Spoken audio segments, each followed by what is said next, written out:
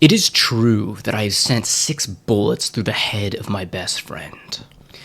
And yet, I hope to show by this statement that I am not his murderer. At first, I shall be called a madman.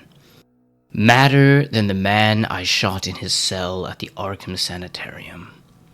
Later, some of my readers will weigh each statement, correlate it with the known facts, and ask themselves how I could have believed otherwise than I did after facing the evidence of that horror, that thing on the doorstep. Until then, I saw nothing but madness in the wild tales I acted on. Even now, I asked myself whether I was misled, or whether I am not mad after all. I do not know, but others have strange things to tell of Edward and Ezeneth Derby, and even the stolid police are at their wits' end to account for that last terrible visit. They have weakly tried to conduct a theory of ghastly jest or warning by discharged events, yet they know in their hearts that the truth is something infinitely more terrible and incredible. So I do not say I murdered Edward Derby. Rather, I have avenged him, and in so doing, purged the earth of a horror whose survival might have loosed untold terrors on all mankind.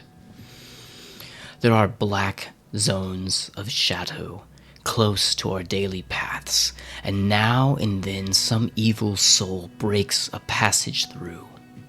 When that happens, the man who knows must strike before reckoning the consequences.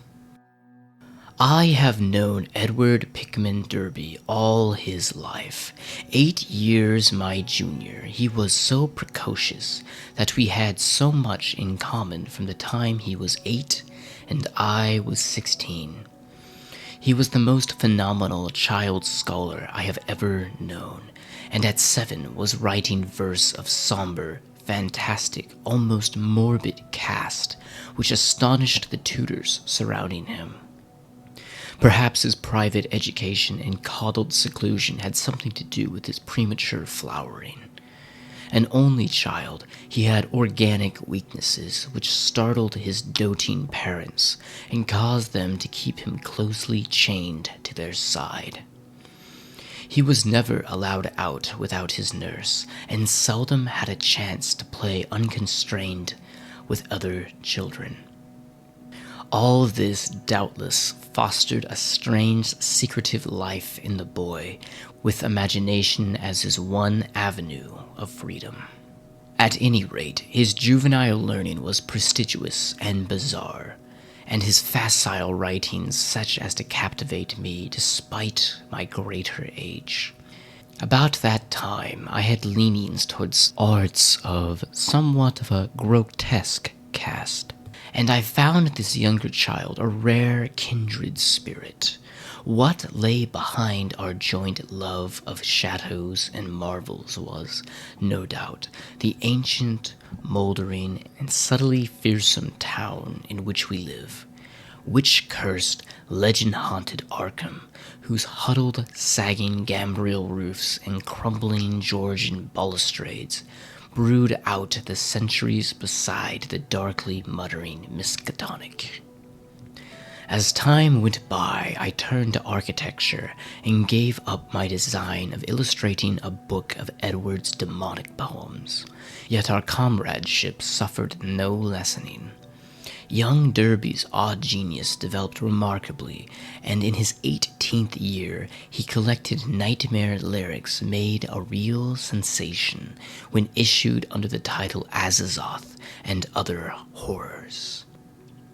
He was a close correspondent of the notorious Baledrian poet Justin Joffrey, who wrote The People of the Monolith, and died screaming in a madhouse in 1926 after a visit to a sinister, ill-regarded village in Hungary.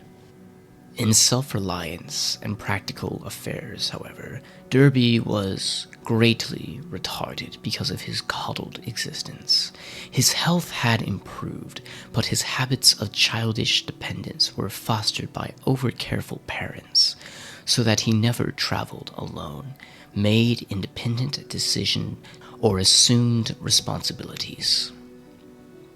It was early seen that he would not be equal to a struggle in the business or professional arena, but the family fortune was so ample that this formed no tragedy. As he grew to years of manhood, he retained a deceptive aspect of boyishness. Blond and blue-eyed, he had the fresh complexion of a child, and his attempt to raise a mustache were discernible only with difficulty.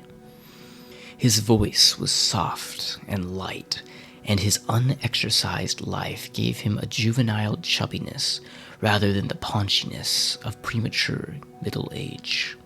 He was of good height, and his handsome face would have had him a notable gallant had not his shyness held him to seclusion and bookishness.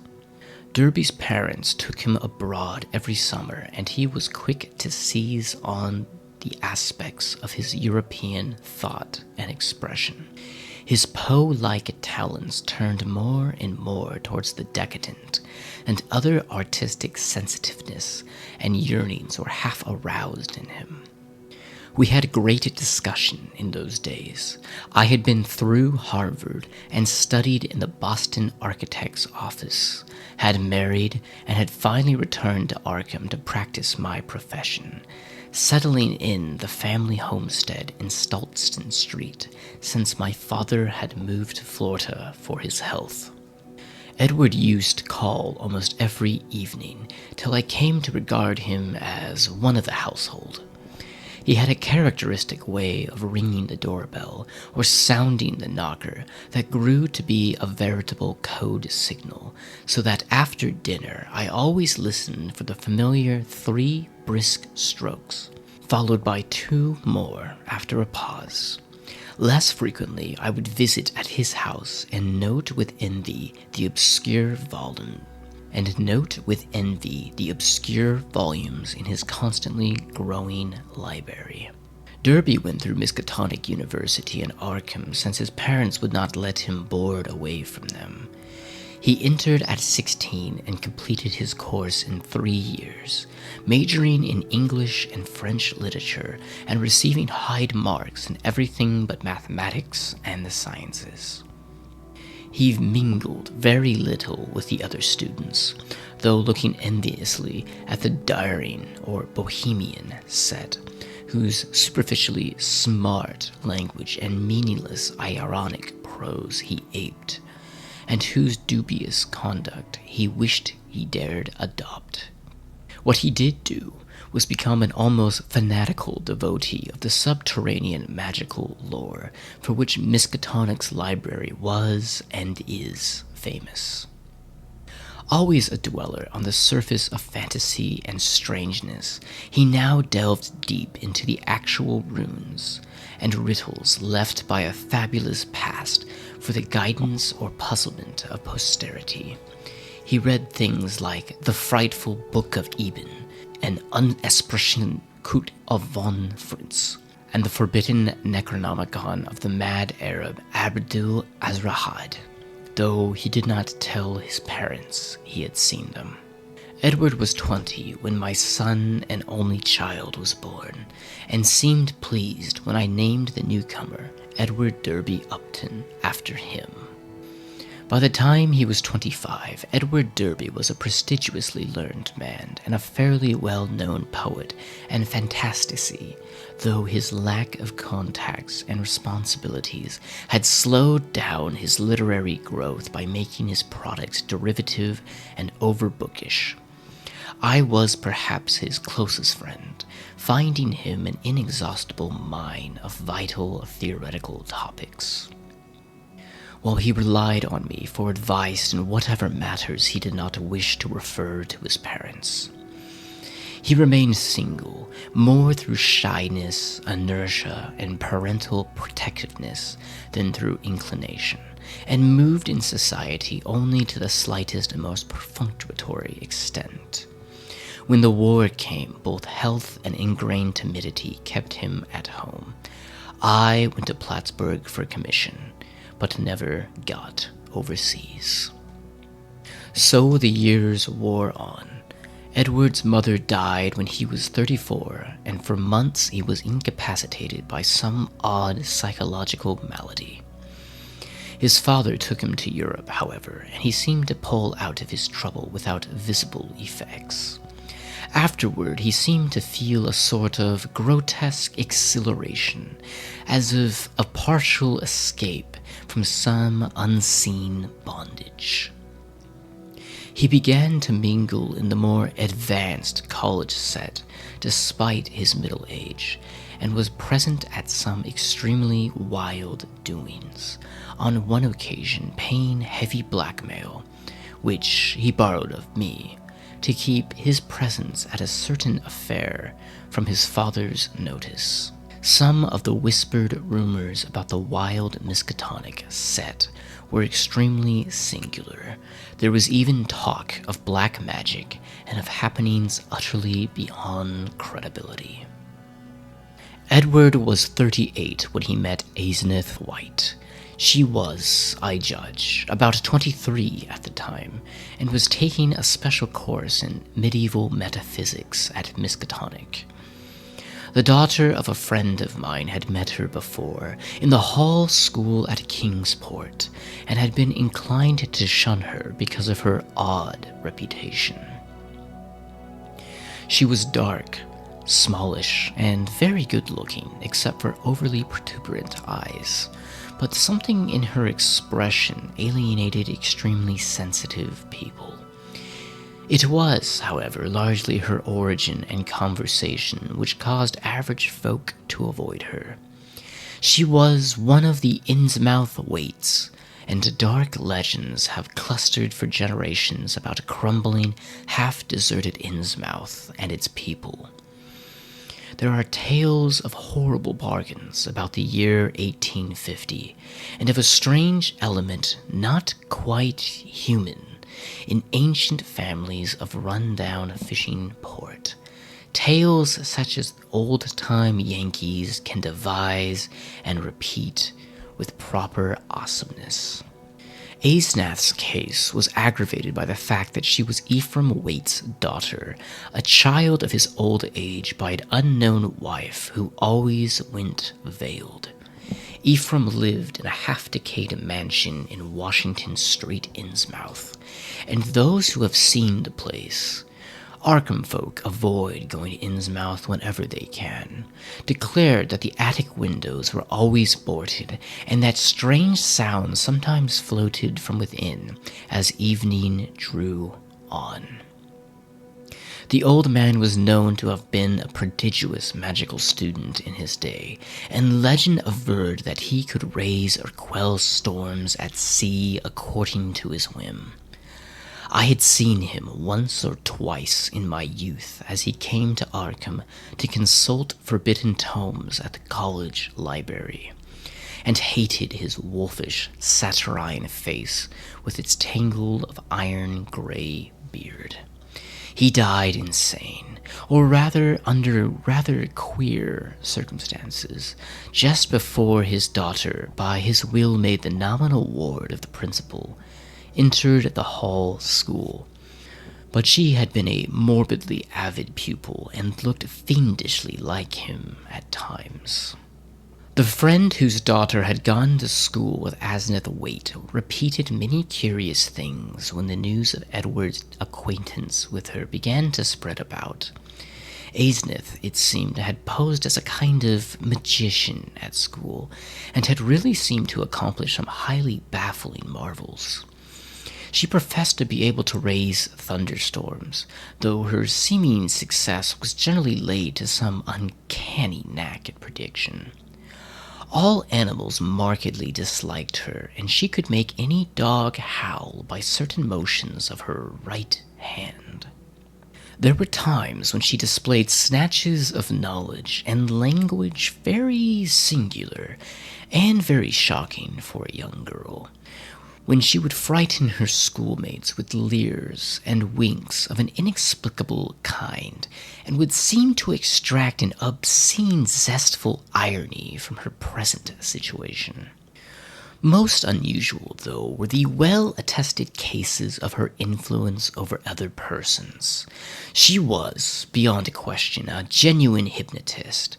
By gazing peculiarly at a fellow student, she would often give the latter a distinct feeling of exchanged personality, as if the subject were placed momentarily in the magician's body and able to stare across the room at her real body, whose eyes blazed and protruded with an alien expression.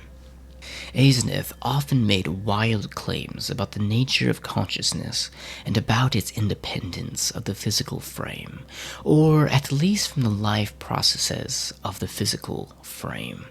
Her crowning rage, however, was that she was not a man, since she believed a male brain had a certain unique and far-reaching cosmic powers. Given a man's brain, she declared, she could not only equal, but surpass her father in the mastery of unknown forces. Edward met Azenith at a gathering of the intelligentsia held in one of the students' rooms, and could talk of nothing else when he came to see me the next day.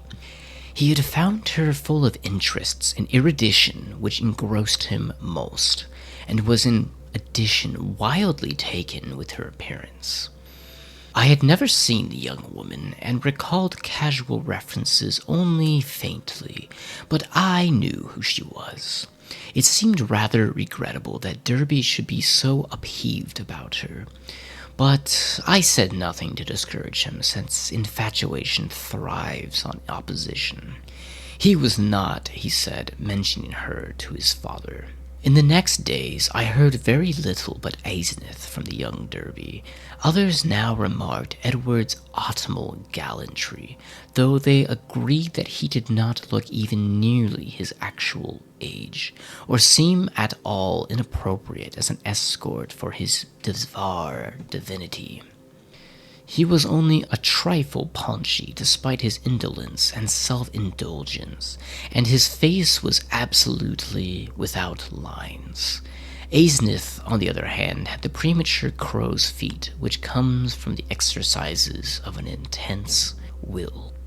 About this time, Edward brought the girl to me, and I saw once that his interest was by no means one-sided. She eyed him continually with an almost predatory air, and I perceived that their intimacy was beyond untangling. Soon afterward, I had a visit from old Mr. Derby, whom I always admired and respected. He had heard the tales of his son's new friendship, and I had wormed the whole truth out of the boy. Edward meant to marry Azenith, and had been looking at the houses in the suburbs. Knowing my usually great influence with his son, the father wondered if I could help break the ill-advised affair off, but I regretfully expressed my doubts. This time it was not a question of Edward's weak will, but of the woman's strong will. The perennial child had transferred his dependence from the parental image to a new and stronger image, and nothing could be done about it. The wedding was performed a month later by a justice of the peace according to the bride's request. Mr. Derby, at my advice, offered no opposition, and he, my wife, my son, and I all attended the brief ceremony, the other guests being wild young people from the college. Azenith had brought the old Crowns and Shield place in the country at the end of High Street, and they proposed to settle there after a short trip to Innsmouth, whence 3 servants and some books and household goods were to be brought. It was probably not so much consideration for Edward and his father as a personal wish to be near the college, its library, and its crowd of sophisticates that made Aseneth settle in Arkham rather than returning permanently home. When Edward called me after the honeymoon, I thought he looked slightly changed. Aseneth had made him get rid of the undeveloped mustache, and there was more than that. He looked soberer and more thoughtful, his habitual pout of childish rebelliousness being exchanged for a look almost of genuine sadness. I was puzzled to decide whether I liked or disliked the change.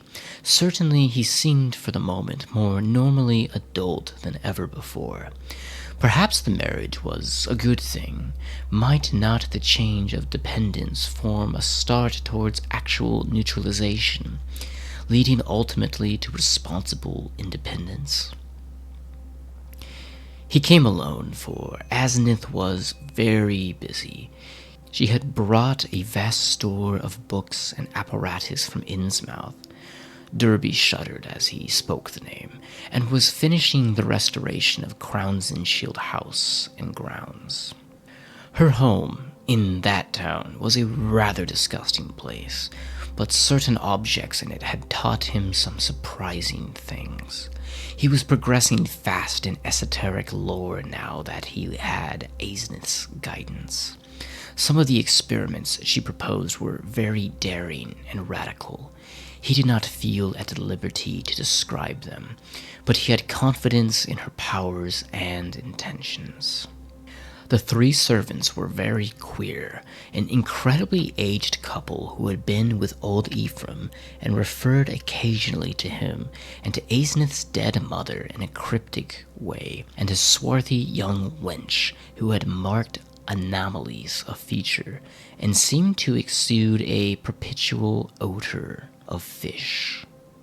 For the next 2 years, I saw less and less of Derby. A fortnight would sometimes slip by without the familiar 3 and 2 strokes at the front door. And when he did call, or when, as happened with increasing frequency, I called on him, he was very little disposed to converse on vital topics. He had become secretive about those occult studies which he used to describe and discuss so minutely, and preferred not to talk of his wife. She had aged tremendously since her marriage, till now, oddly enough, she seemed the elder of the two. Her face held the most concentratedly determined expression I had ever seen, and her whole aspect seemed to gain a vague, implacable repulsiveness. My wife and son noticed it as much as I, and we all ceased gradually to call on her, for which Edward admitted in one of his boyishly tactless moments she was unmitigatedly grateful. Occasionally, the Derbys would go on long trips, ostensibly to Europe, though Edward sometimes hinted at an obscurer destination. It was after the first year that people began to talk about the change in Edward Derby. It was very casual talk, for the change was purely psychological, but it brought up some interesting points. Now and then, it seemed Edward was observed to wear an expression and to do things wholly incompatible with his usually flabby nature. For example, although in the old days he could not drive a car, he was now seen occasionally to dash into or out of the old Crownsenshield driveway with Aseneth's powerful Packard, handling it like a master, and meeting traffic entanglements with a skill and determination utterly alien to his accustomed nature. In such cases, he seemed always to just be back from some trip or just starting on one. What sort of trip, no one could guess, although he mostly favored the Innsmouth road. Oddly, the metamorphosis did not seem altogether pleasing. People said he looked too much like his wife, or like old Ephraim White himself. In these moments, or perhaps these moments seemed unnatural because they were so rare. Sometimes hours after starting out in this way, he would return listlessly sprawled on the rear seat of the car while an obviously hired chauffeur or mechanic drove. Also, his preponderant aspect on the streets during the decreasing round of social contacts, including, I may say, his calls on me, was the old-time indecisive one, its irresponsible childishness even more marked than in the past. While Asneth's face aged, Edward, aside from those exceptional occasions, actually relaxed into a kind of exaggerated immaturity, save when a trace of the new sadness or understanding would flash across it. It was really very puzzling. Meanwhile, the Derbys almost dropped out of the gay college circle, though not through their own disgust, we heard, but because of something about their present studies shocked even the most callous of the other decadents. It was in the 3rd year of marriage that Edward began to hint openly to me of a certain fear and dissatisfaction. He would let remarks fall about things going too far, and would talk darkly about the need of gaining his identity.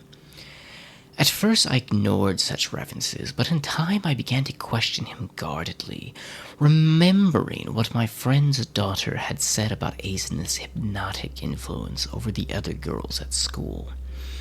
The cases where students had thought that they were in her body, looking across the room at themselves.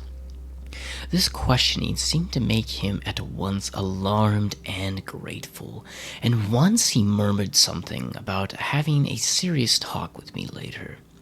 About this time, old Mr. Derby died, for which I was afterward very thankful.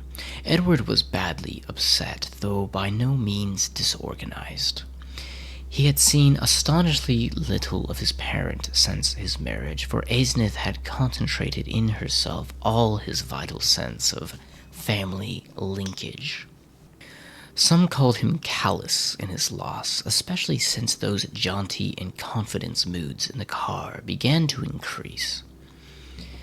He now wished to move back to the old family mansion, but Asneth insisted on taking him to the Crowns and Shield house, to which she had become well adjusted. Not long afterward, my wife heard a curious thing from a friend, one of the few who had not dropped the Derbys. She had been out to the end of High Street to call on the couple, and had seen a car shoot briskly out of the drive with Edward's oddly confident and almost sneering face above the wheel. Ringing the bell, she had been told by the repulsive wench that Asneth was also out, but had chanced to look at the house in leaving.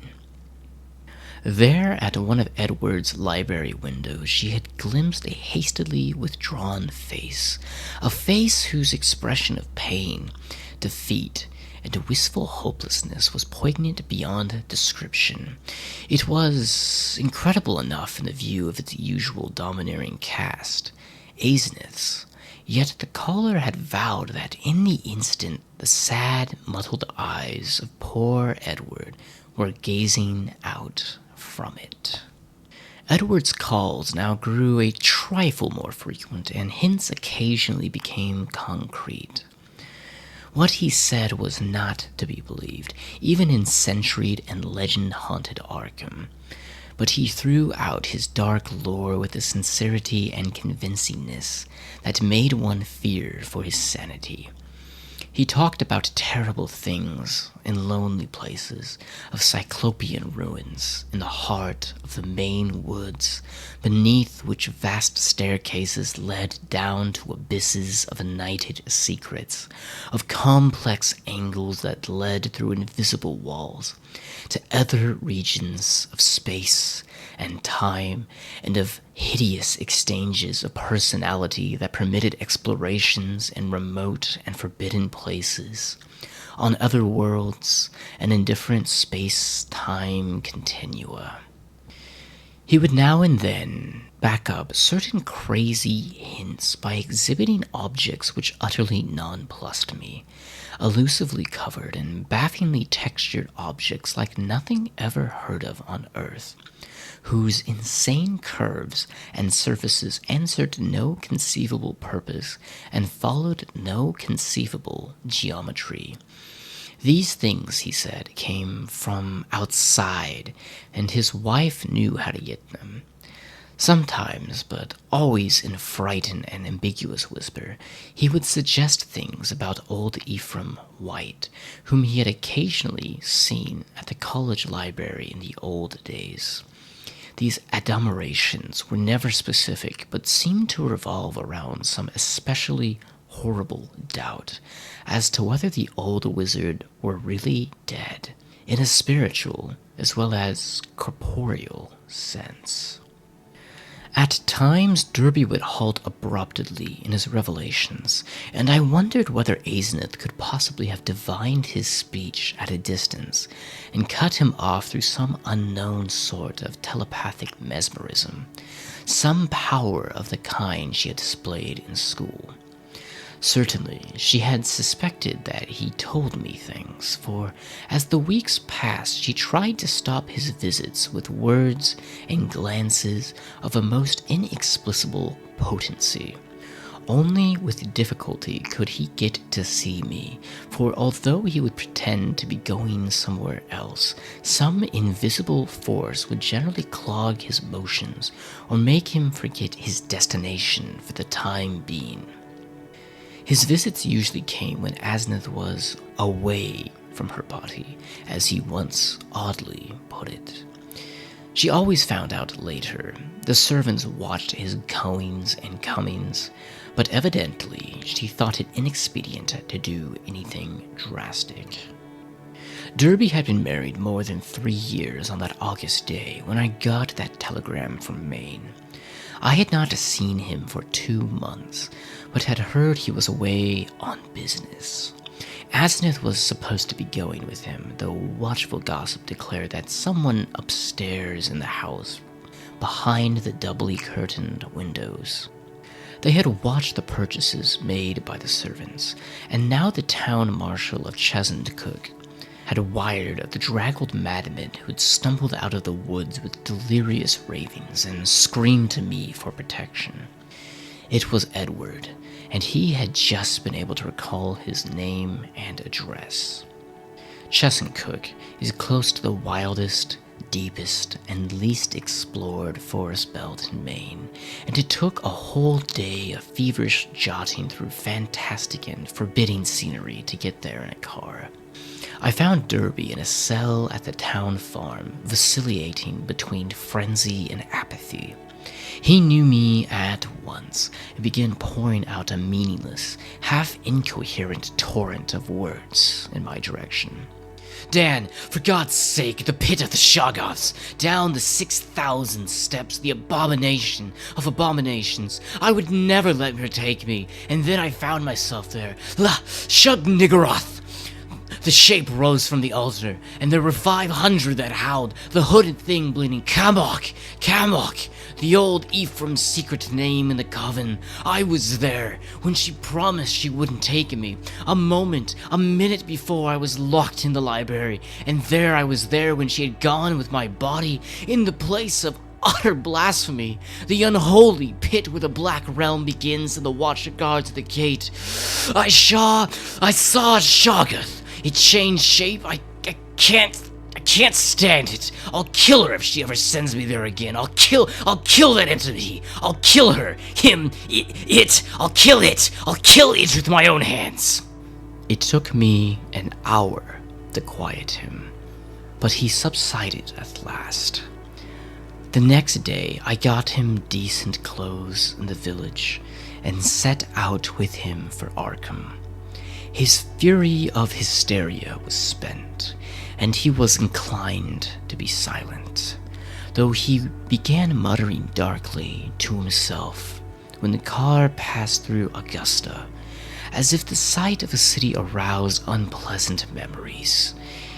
It was clear that he did not wish to go home, and considering the fantastic delusions he seemed to have about his wife, delusions undoubtedly springing from some actual hypnotic ordeal to which he had been subjected, I thought it would be better if he did not. I resolved, put him up myself for a time, no matter what unpleasantness it would make with Asnith. Later, I would help him get a divorce, for most assuredly there were mental factors which made this marriage suicidal for him. When we struck open country again, Derby's muttering faded away, and I let him nod and drowse on the seat beside me as I drove. During our sunset dash through Portland, the muttering commenced again, more distinctly than before, and as I listened, I caught a stream of utterly insane drivel about Asnith.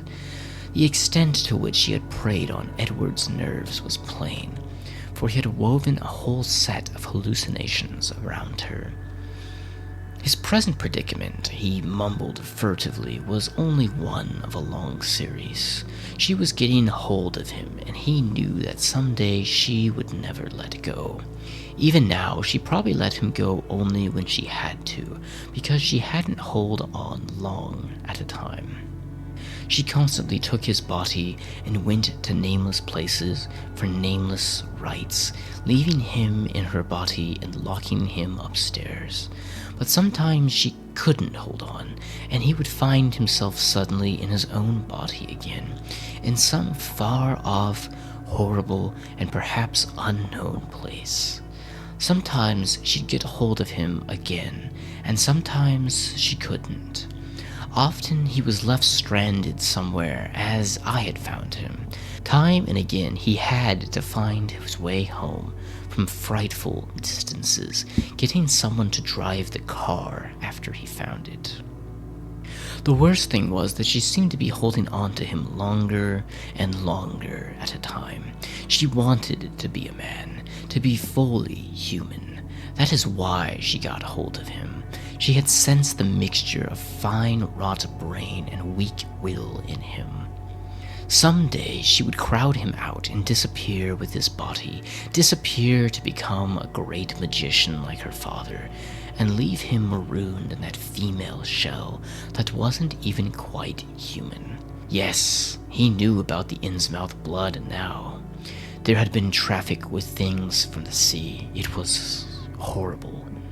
And old Ephraim, he had known the secret, and when he grew old did a hideous thing to keep alive. He wanted to live forever. Asnith would succeed. One successful demonstration had taken place already. As Derby muttered on, I turned to look at him closely, verifying the impression of change which an earlier scrutiny had given me. Paradoxically, he seemed to be in a better shape than usual, harder, more normally developed, and without a trace of sickly flabbiness brought on by his indolent habits. It was as if he had really been active and properly exercised for the first time in his coddled life, and I judged that Asnith's force must have pushed him into unwanted channels of motion and alertness. But just now his mind was in a pitiable state, for he was mumbling wild extravagances about his wife, about black magic, about old Ephraim, about some revelation which would convince even me. He repeated names which I recognized from bygone browsings in forbidden volumes, and at times made me shudder with a certain thread of mythological consistency, or convincing coherence which ran through his maundering. Again and again he would pause, as if to gather courage for some final and terrible disclosure. Dan, do you remember him? Wild eyes and the unkempt beard that never turned white. He glared at me once, and I never forgot it. Now she glares at me that way, and I know why. He found it in the Necronomicon, the formula. I don't dare tell you the page yet, but when I do, you can read and understand. then you will know what has engulfed me.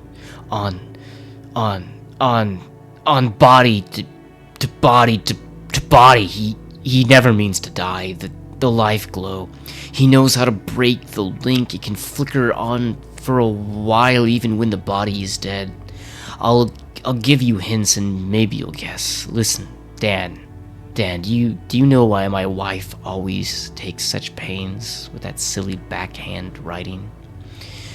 Have you ever seen a manuscript of old Ephraim's? Do you want to know why I shivered when I saw some hasty notes Azenith had jotted down? Azenith, is there really such a person? Why did they half think that there was a poison in old Ephraim's stomach?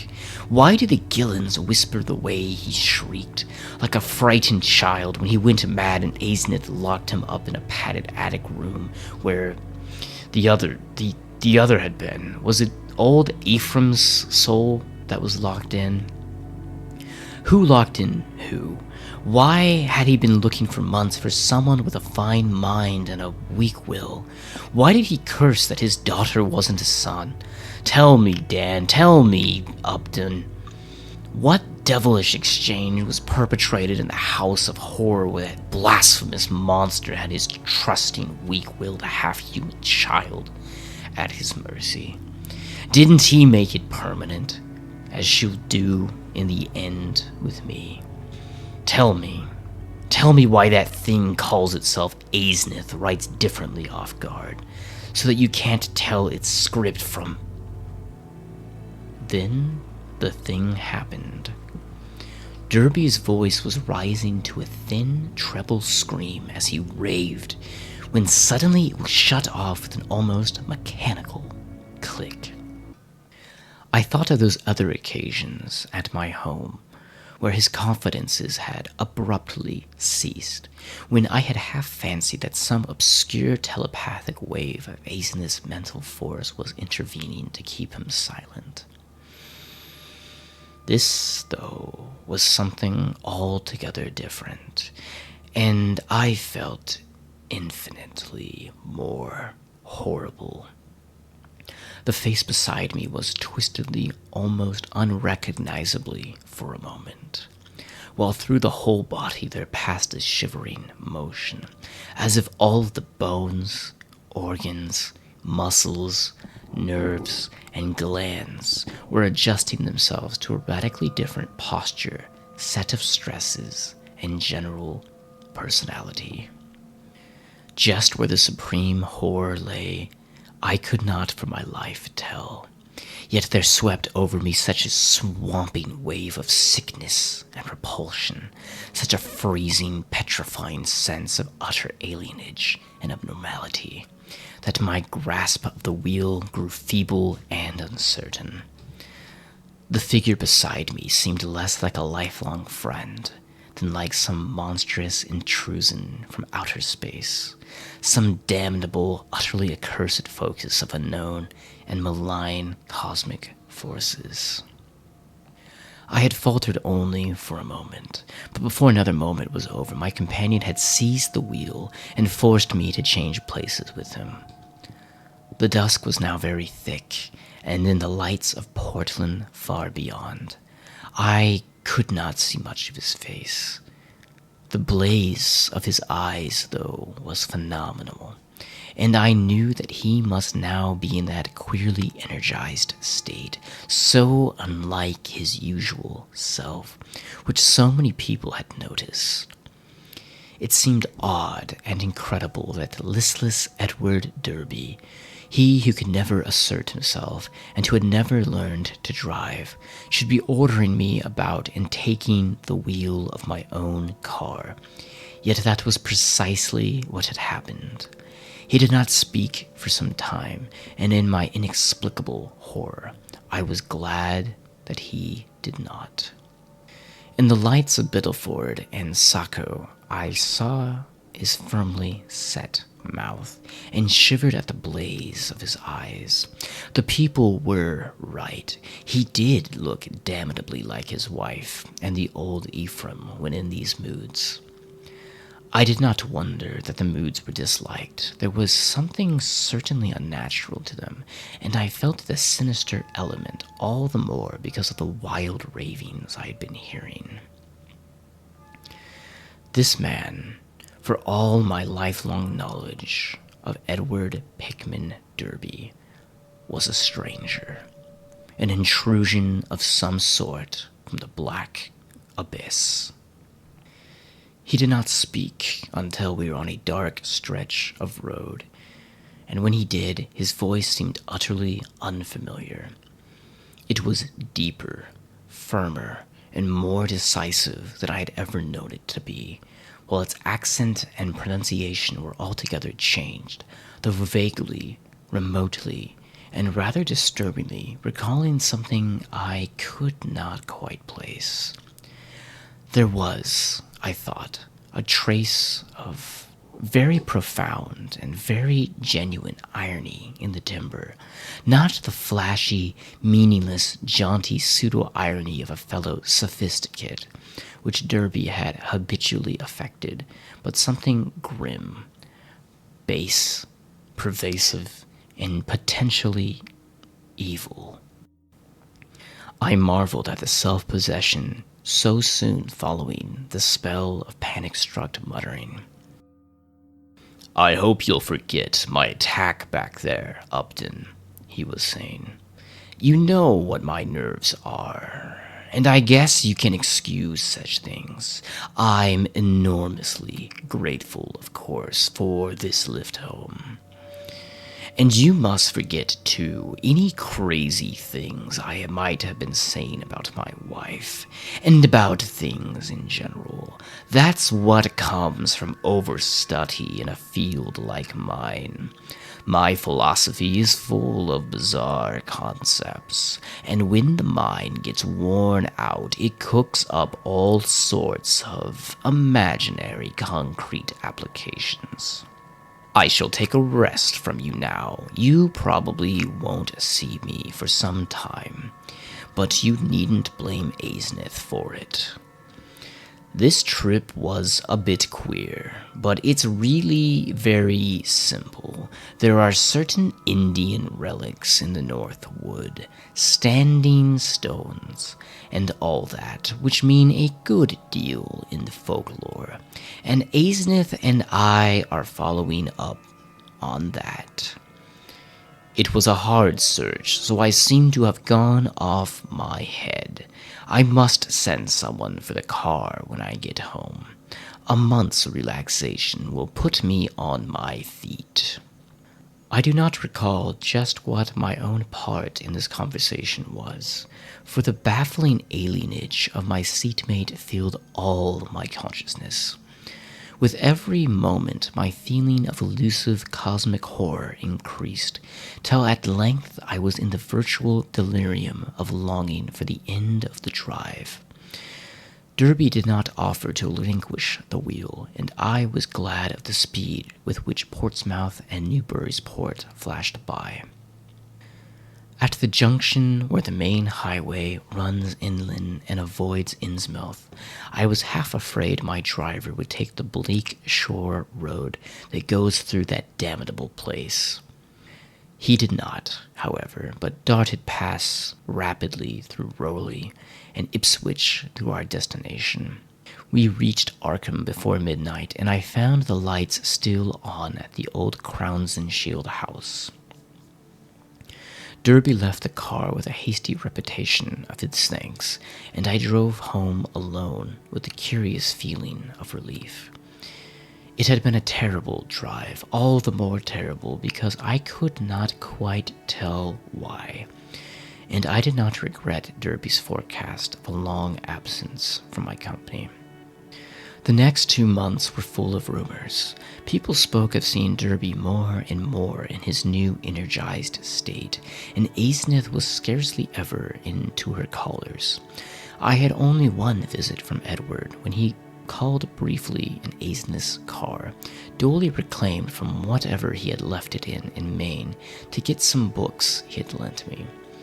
He was in his new state, and paused only long enough for some evasively polite remarks.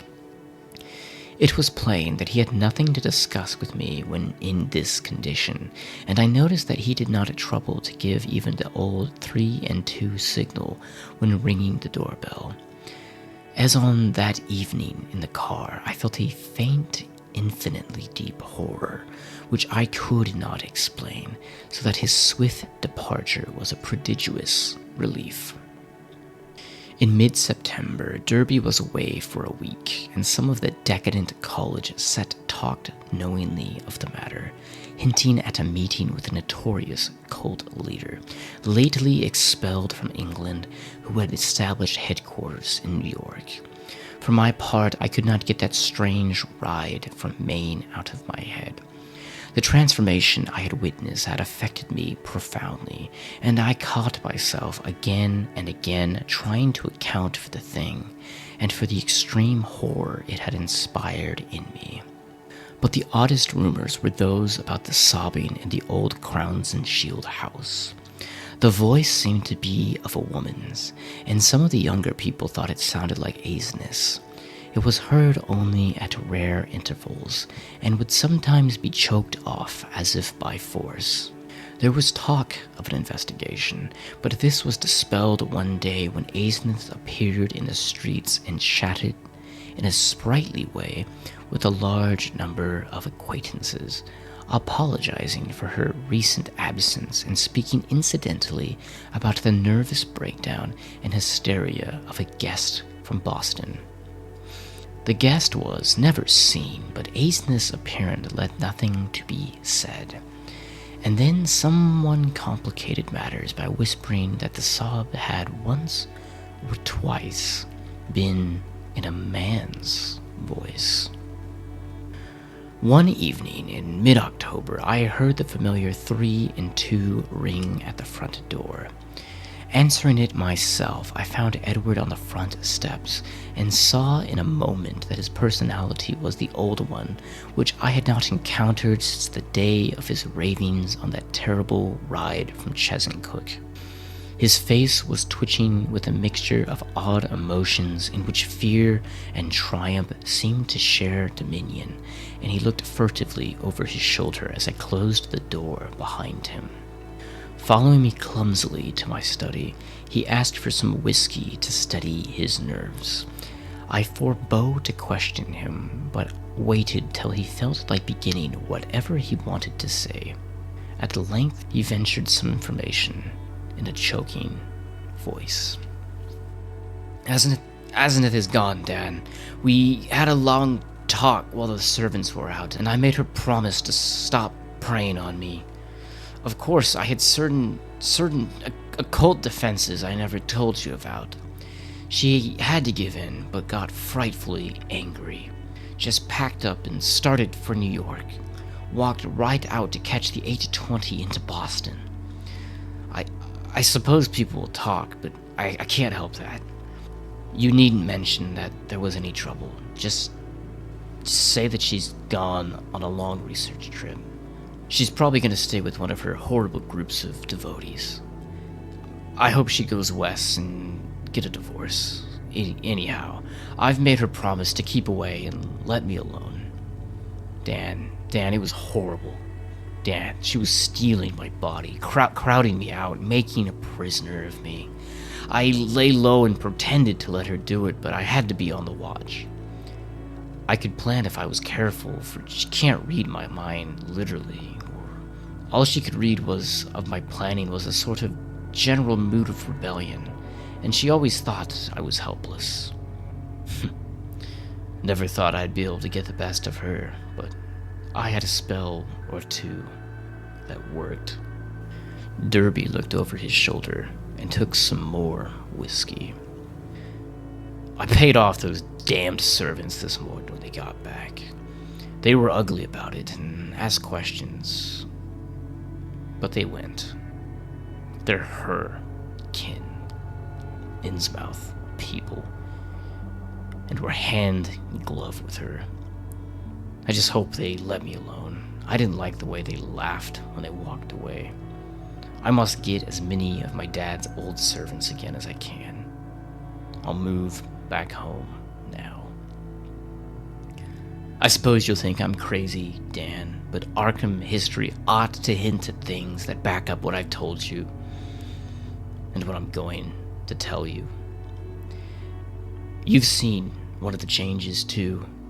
In your car, after I told you about Azenith that day, coming home from Maine. That was when she got me. Drove me out of my body. The last thing I remember was when I got all worked up trying to tell you what that she-devil is. Then she got me, and in a flash, I was back at the house. In the library where those damned servants had me locked up, and in that cursed fiend's body that isn't even human. You know it was she who must have ridden home with you, that preying wolf in my body. You ought to have known the difference. I shuddered as Derby paused. Surely I had known the difference. Yet could I accept an explanation as insane as this? But my distracted caller was growing even wilder. I had to save myself. I had to, Dan. She'd have got me up good for Howl's Bass. They hold a Sabbat up there at Chesuncook, and the sacrifice would have cinched things. She'd have got me for good. She'd have been I'd have been she forever. Too late. My body would have been hers for good. She'd have been a man and fully human, just as she wanted to be. I suppose she'd have put me out of the way, killed her own ex-body with me in it. Damn her. Just as she did before. Just as she did, or it did before. Edward's face was now atrociously distorted, and he bent it in uncomfortably close to mine as his voice fell to a whisper. You must have known what I hinted in the car, that she isn't Azenith at all, but really old Ephraim himself. I suspected it a year and a half ago, and I know it now. Her handwriting shows it when she goes off guard. Sometimes she jots down a note in writing that just like her father's manuscripts, stroke for stroke, and sometimes she says things that nobody but an old man like Ephraim would say. He changed forms with her when he felt death coming. She was the only one he could find with the right kind of brain and a weak enough will. He got her body permanently, just as she almost got mine, and then poisoned the old body he put her into. Haven't you seen old Ephraim's soul glaring out from that she-devil's eyes dozens of times, and out of mine when she was in control of my body? The whisperer was panting and paused for breath, and when he resumed, his voice was nearer normal. This, I reflected, was a case for the asylum, but I would not be the one to send him there. Perhaps time and freedom from Azenith would do its work. I could see that he would never wish to dabble in morbid occultism again. I'll tell you more later. I must have a long rest now. I'll tell you something of the forbidden horrors she led me into. Something of that age-old horrors that even now are festering out-of-the-way corners of the old monstrous priests to keep them alive. Some people know things about the universe that nobody ought to know, and can do things that nobody ought to be able to do. I've been up to it to my neck, but that's the end. Today I'd burn that damn Necronomicon as all the rest if I were a librarian at Miskatonic. But she can't get to me now. I must get out of that accursed house as soon as I can, and settle down at home. You'll help me, I know, if I need help. Those devilish servants, you know, and if people should get too inquisitive about Azenith. You see, I can't give them her address. There are certain groups of searchers, certain cults, you know, that might misunderstand our breaking up. Some of them have damnably curious ideas and methods. I know you'll stand by me if something happens, even if I have to tell you a lot that will shock you. I had Edmund stay and sleep in one of the guest chambers that night, and in the morning he seemed calmer. We discuss certain possible arrangements for his moving back into the Derby mansion, and I hoped he would lose no time in making the change. He did not call the next evening, but I saw him frequently during the ensuing weeks. We talked as little as possible about strange and unpleasant things, but discussed the renovation of the old Derby house and of the travels which Edmund promised to take with my son and me in the following summer. Of Asmith we said almost nothing, for I saw the subject was a peculiarly disturbing one. Gossip, of course, was rife, but that was no novelty in connection with the strange menage at the old Crowns and Shield house. One thing I did not like was what Derby's banker let fall in an overexpansive mood at the Miskatonic Club, about the checks Edward was sending regularly to a Moses and Abigail Sargent and a Eunice Babson in Innsmouth, that looked as if those evil-faced servants were extorting some kind of tribute from him, yet he had not mentioned the matter to me. I wished that the summer and my son's Harvard vacation would come, so that we could get Edward to Europe. He was not, I soon saw, mending as rapidly as I had hoped he would, for there was something a bit hysterical in his occasional exhilaration, while his moods of fright and depression were altogether too frequent. The old Derby house was ready by December, yet Edward constantly put off moving. Though he hated and seemed to fear the Crowns and Shield place, he was at the same time queerly enslaved by it. He could not seem to begin dismantling things, and invented every kind of excuse to postpone action. When I pointed this out to him, he appeared unaccountably frightened. His father's old butler, who was there with other reacquired servants, told me one day that Edward's occasional prowlings about the house, and especially down cellar, looked odd and unwholesome to him. I wondered if Asnith had been writing disturbing letters, but the butler said there was no mail which could have come from her. It was about Christmas that Derby broke down one evening while calling on me. I was steering the conversation towards next summer's travels when he suddenly shrieked and leaped up from his chair, and with a look of shocking, uncontrollable fright, a cosmic panic and loathing such as only the nether gulls of nightmare could bring to any sane mind. My brain, goddamn, it's tugging from beyond. Knocking, clawing, that she-devil even now, Ephraim, Camog. The pit of Shagos, Shub-Niggurath, the goat with 1,000 young. The flame, beyond body, beyond life, in the earth. Oh, God. I pulled him back to his chair and poured some wine down his throat as his frenzy sank to a dull apathy. He did not resist, but kept his lips moving as if talking to himself. Presently, I realized that he was trying to talk to me and bent his ear to his mouth to catch the feeble words. Again.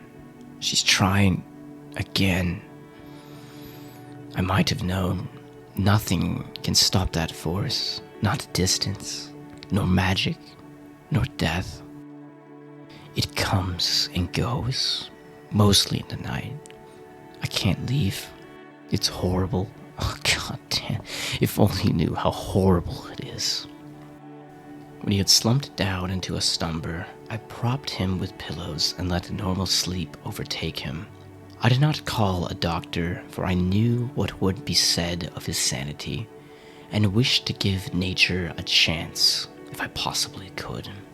He waked at midnight, and I put him to bed upstairs. But he was gone by morning. He had let himself quietly out of the house, and his butler, when called on the wire, said he was at home pacing about the library. Edward went to pieces rapidly after that. He did not call again, but I went daily to see him. He would always be sitting in his library, staring at nothing and having an air of abnormal listening. Sometimes he talked rationally, but always on trivial topics. Any mention of his trouble, of future plans, or of Asnith would send him into a frenzy. His butler said he had frightful seizures at night, during which he might eventually do himself harm. I had a long talk with his doctor, banker, and lawyer, and finally took the physician with 2 specialist colleagues to visit him. The spasms that resulted from the first questions were violent and pitiable, and that evening a closed car took his poor, struggling body to the Arkham Sanitarium. I was made his guardian and called on him twice weekly, almost weeping to hear his wild shrieks, awesome whispers, and dreadful, droning repetitions of such phrases as, "I had to do it. I had to do it. It'll get me. It'll get me. Down there in the dark. Mother, Mother, Dan, save me. Save me." How much hope of recovery there was, no one could say, but I tried my best to be optimistic. Edward must have a home if he emerged, so I transferred his servants to the Derby mansion, which would surely be his sane choice. What to do about the Crowns and Shield place with its complex arrangements and collections of utterly inexplicable objects I could not decide, so I left it momentarily untouched, telling the Derby household to go over and dust the chief rooms once a week, and ordering the furnace man to have a fire on those days. The final nightmare came before Candlemas, heralded in a cruel irony by a false gleam of hope. One morning, late in January, the sanitarium telephoned to report that Edward's reason had suddenly come back. His continuous memory, they said, was badly impaired, but sanity itself was certain. Of course, he must remain for some time for observation, but there could be little doubt of the outcome. All was going well. He would surely be free within the week. I hastened over in a flood of delight, but stood bewildered when a nurse took me to Edward's room. The patient rose to greet me, extending his hand with a polite smile, but I saw in an instant that he bore the strangely energized personality, which seemed so foreign to his own nature. The competent personality I found so vaguely horrible, and which Edward himself had once vowed was the intruding soul of his wife. There was the same blazing vision, so like Asnus and old Ephraim's, and the same firm mouth. And when he spoke, I could sense the same grim, pervasive irony in his voice, the deep irony so redolent of potential evil. This was the person who had driven my car through the night 5 months before. The person I had not seen since that brief call when he had forgotten the old-time doorbell signal and stirred such nebulous fears in me. And now he filled me with the same dim feeling of blasphemous alienage and ineffable cosmic hideousness. He spoke affably of arrangements for release, and there was nothing for me to do but assent, despite some remarkable gaps in his recent memories.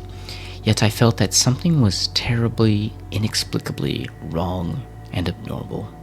There were horrors in this thing that I could not reach.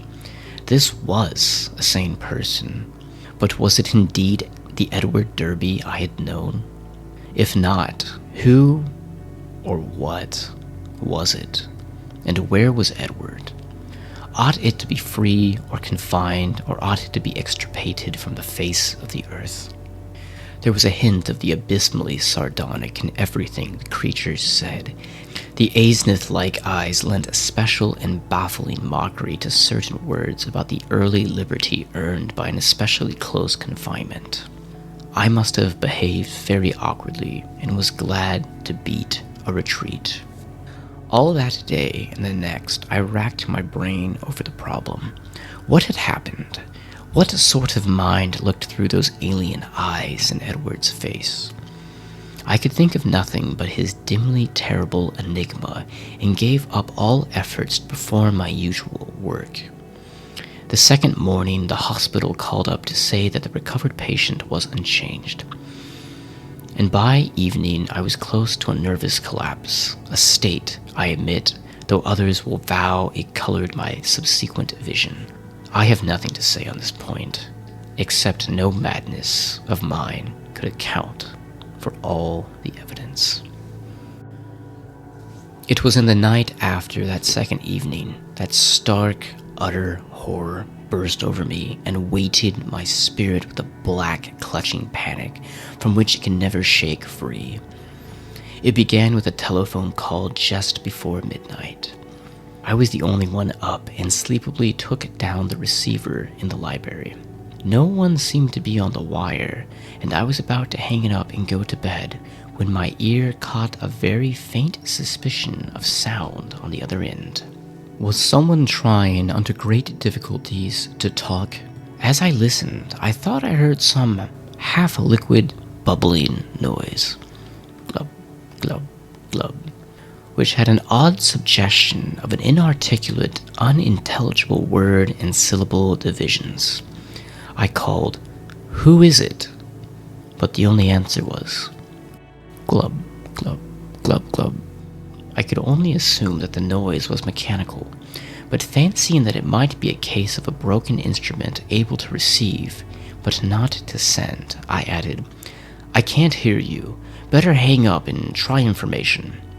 Immediately, I heard the receiver go on the hook.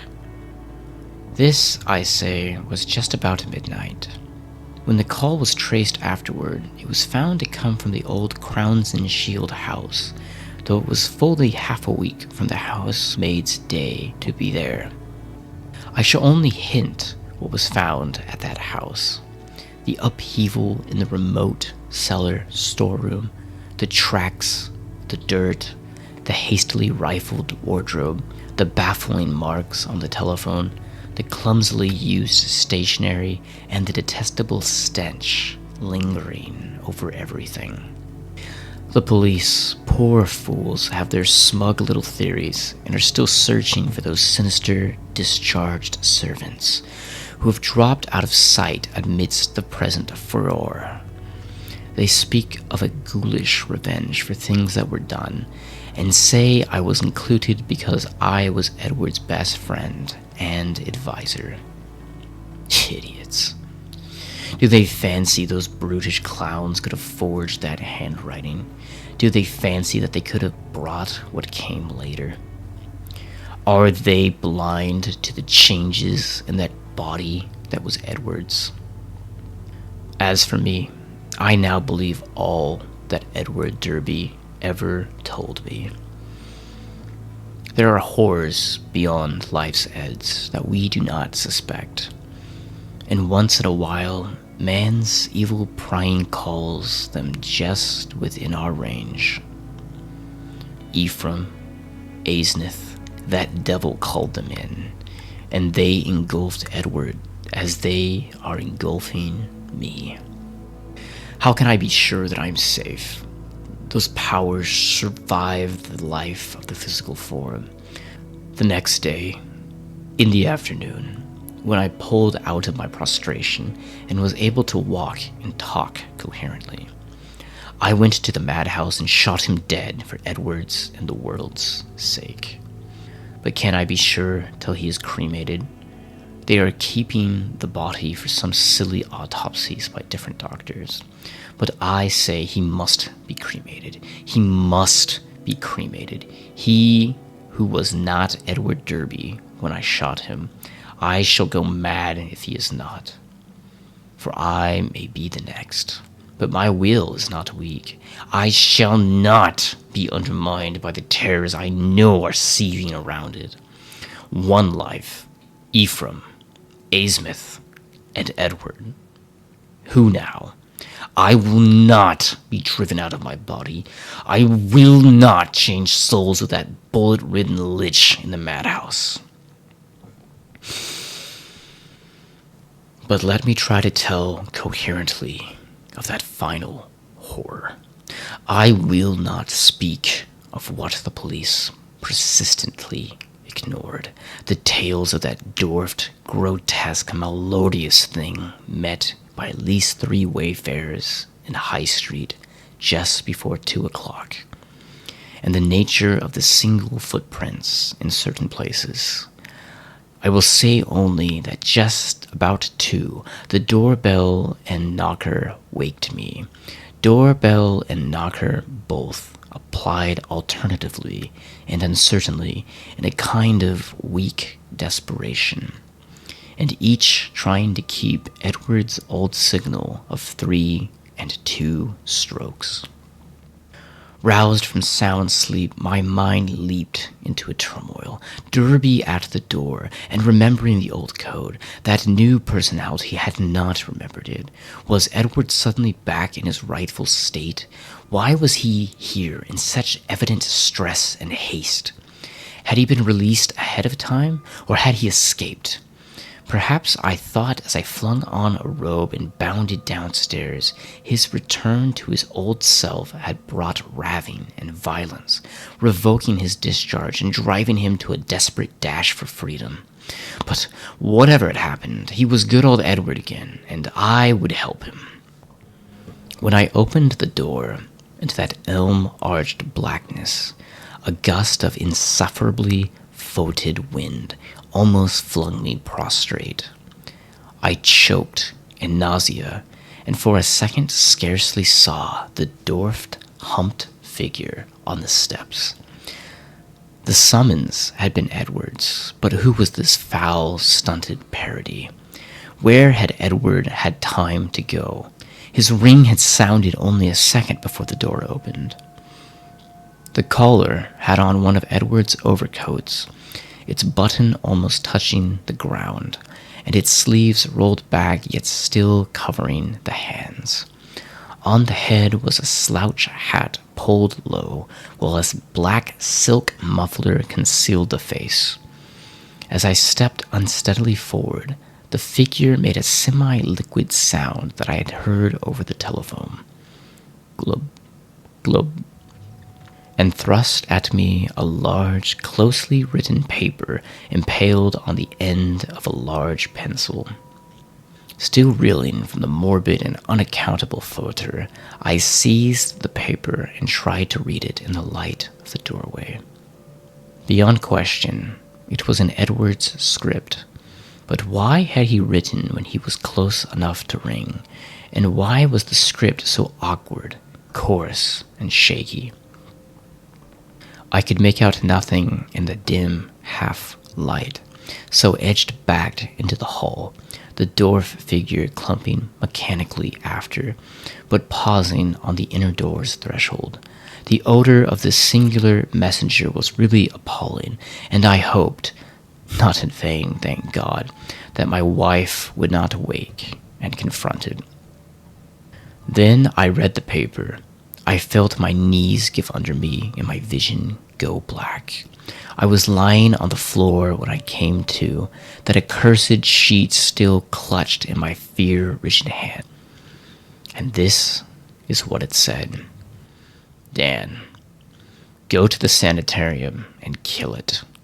Exterminate it. It isn't Edward Derby anymore. She got me. It's Asnith. And she has been dead for 3 months and a half. I lied when I said she had gotten away. I killed her. I had to. It was sudden, but we were alone and I was in my right body. I saw a candlestick and I smashed her head in. She would have got me good at Hallowmas. I buried her in the farther cellar storeroom under some old boxes and cleaned up all the traces. The servants suspected next morning, but they have such secrets that they dare not tell the police. I sent them off, but God knows what they and others of the cult will do. I thought for a while all was right, and then I felt a tugging at my brain. I knew what it was. I ought to have remembered. A soul like hers, or Ephraim's, is half detached and keeps right on after death as long as the body lasts. She was getting me, making me change bodies with her, seizing my body and putting me in that corpse of hers buried in the cellar. I knew what was coming. That's why I snapped and had to go to the asylum. Then it came. I found myself choked in the dark, an Aeson's rotting carcass down there in the cellar under the boxes where I put it. And I knew she must be in my body at the sanitarium, permanently. For it was after Holomass, and the sacrifice would work even without her being there. Sane, and ready for release as a menace to the world. I was desperate, and in spite of everything, I clawed my way out. I'm gone too far to talk. I couldn't manage to telephone, but I can still write. I'll get fixed up somehow and bring this last word and warning. Kill that fiend if you value the peace and comfort of the world. See that it is cremated. If you don't, it will live on and on, body to body forever, and I can't tell you what it will do. Keep clear of black magic, Dan. It's the devil's business. Goodbye. You've been a great friend. Tell the police whatever they believe, and I'm damnably sorry to drag you into all of this. I'll be at peace before long. This thing won't hold together much more. Hope you can read this. And kill that thing. Kill it. Yours, Ed. It was only afterward that I read the last half of this paper, for I had fainted at the end of the third paragraph. I fainted again when I saw and smelled what cluttered up the threshold where the warm air had struck it. The messenger would not move or have consciousness any more. The butler, tougher fiber than I, did not faint at what met him in the hall in the morning. Instead, he telephoned the police. When they came by, I had been taken upstairs to bed, but the other mass lay where it had collapsed that night. The men put handkerchiefs to their noses. What they finally found inside Edward's oddly assorted clothes was most liquescent horror. There were bones, too, and a crushed-in skull. Dental work positively identified the skull as Asnith's.